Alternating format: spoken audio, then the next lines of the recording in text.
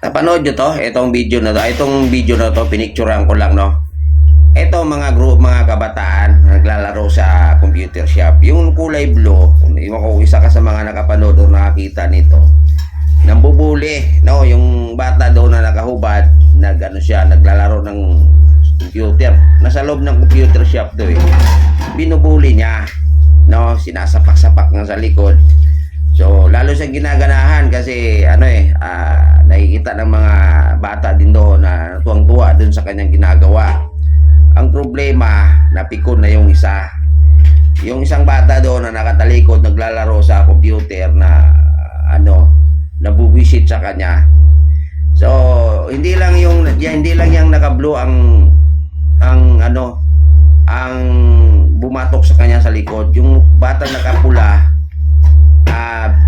binatukan din siya niyan. Ngayon, habang binatukan siya, habang naglalaro siya, binabatuk-batukan siya, hindi niya makikita kung sino yung gumagawa kasi maraming bata sa likod. Etong nakablo, naaktuhan niya, galit na siya eh. Nagre-reklamo siya kasi binabatukan siya. Etong nakablo, kitang-kita niya na siya yung bumatok sa kanya. Ayun, inupakan, binilang ko mga 31 na, binilang ko siya, ilang ulit ko siyang pinanood, binilang ko kung ilang ginawa niyang pang binugbog niya eh, pang ilang pieces niyang sinuntok kahit sa likod, sa karamihan tama sa likod eh, kasi nakayuko na yung bata eh. Ayun, kaya eto, tayong mga kahit sino sa atin, no, tayong mambubuli, no, iwasan natin yan. Kasi ang isang tao binubuli mo kasi ina-underestimate mo, sa tingin mo kayang-kaya, no? Okay lang kanyang bubulihin kasi yung pinagtatawan ng kasamaan mo or kung sino, ina-underestimate mo at hindi papalag sa'yo. Eh ngayon, anong nangyari dito sa batang nakablo? Nagalit, ayun, inupakan siya, binugbog siya. Kaya iwasan natin mambuli. Kasi yung binubuli natin, pag sobrang galit yan, hindi mo alam kung anong kayang gawin yan sa iyo. Ang ano pa nito, yung batang binakbatok-badukan niya, mas malaki pa sa kanya. Yung batang yan na nakaglo, maliit siya na bata yan. Pero, ayun, yun ang napala niya. Talagang nakahiga na siya, tinadyakan pa siya.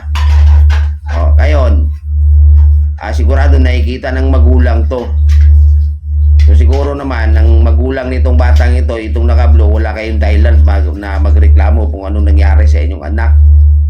Kasi yung magkaroon ng pasa talaga yon. Kasi walang umaawat eh. Magre-react kayo, magre-reklamo kayo. Dapat na yun sa kanya. Yung bata nakablo na yan, dapat na yun sa kanya.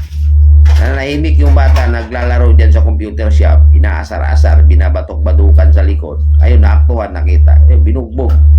Gulpi ang inabot. Kaya mga kabataan dyan, or kahit sino sa atin, no? Kung mahilig kayo mangbuli-buli, siguraduhin nyo lang, no, na kaya nyong counterin pag once naapikon yung ibinubuli nyo. Eto, kita nyo yung ebidensya. Ang yung binubuli niya, naapikon sa kanya. Hindi makontrol. Hindi na kontrol nung nakahubad. Talagang wala na siyang pakialaman. Basta't ang sa kanya, talagang ayun, yun ang mapapala natin. Kayong mga mahilig mambuli. Pag nambuli kayo, pwedeng mangyari sa inyo dyan. Buti nga lang, binugbog. Paano kung hinampas pa siya ng mga matitigas na mga bagay na mahawakan yun sa batang yan? Sa mga mahilig magbuli dyan, marami nang napapahamak dyan, no? Hindi kasi natin masabi kung ano yung kahinatnan doon sa ating ginagawang pambubuli. At hindi rin natin masabi kung anong kayang gawin doon sa taong binubuli natin. Maraming napapahamak niyan, maraming nadidisgrasya niyan. Ngayon, sabihin ng mga magulang, yun, mabait yung anak ko, bakit ganito nangyari? Hindi natin kasi alam kung ano yung dahilan, bakit ganun na nangyari sa mga anak natin. Hindi natin alam kung sino ba talaga ang may kasalanan, sino ang nag-umpisa, ano ang nag-trigger, bakit napahamak yung mga anak natin, bakit nangyari.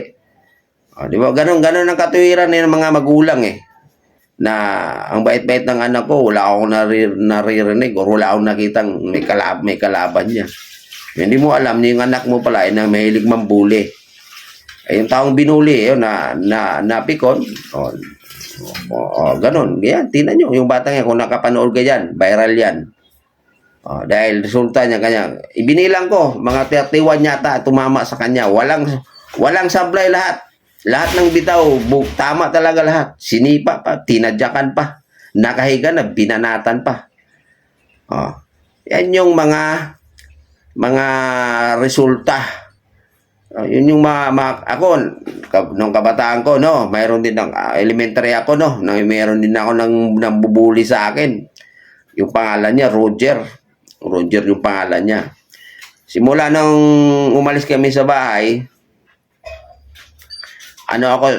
kasi nung kabataan ko, elementary ako, wala masyadong sasakyan nung panahon na yon.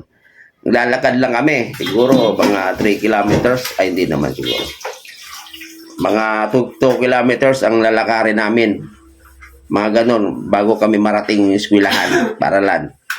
So habang lalakad kami, mula doon sa malapit sa bahay namin, papuntang school, sinasaktan ako. So galit na galit ako kasi pre, takot ako sa away, kaya inayaan ko na lang. Ay, tiniis ko lang, no, sinuntok ako ng sinuntok. Bully, tapos malaki pa sa akin. Hanggang sa nandun kami sa loob ng nandoon sa loob ng eskwelahan namin habang nagtuturo yung teacher namin na si Castillo ang apelyido nun, yung teacher namin na may edad na rin.